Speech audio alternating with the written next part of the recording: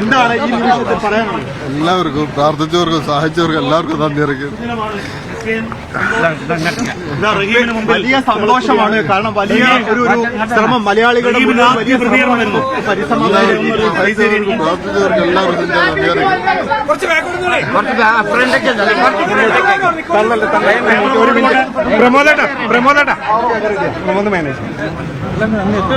ഈ ഒരു നിമിഷം നിങ്ങൾ പ്രതീക്ഷിച്ചിരുന്നോ ജീവിതത്തിൽ? 20 വർഷം മുമ്പ് ജയിലിലേക്ക് എല്ലാവർക്കും നന്ദി അറിയിക്കുന്നു.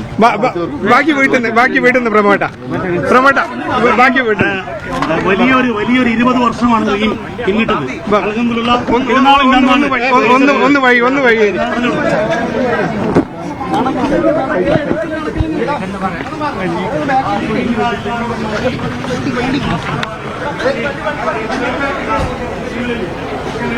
ഏതായാലും ജിൽസി അദ്ദേഹം എല്ലാവരോടും നന്ദി പറയുകയാണ്.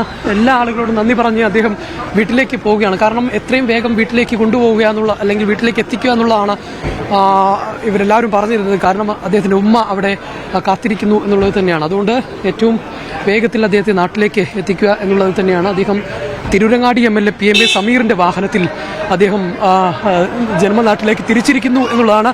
എല്ലാവരോടും സന്തോഷവും എല്ലാവരോടും നന്ദിയും ഉണ്ടെന്ന് നിറഞ്ഞ കണ്ണുകളോടെ റഹീം പറയുകയാണ്.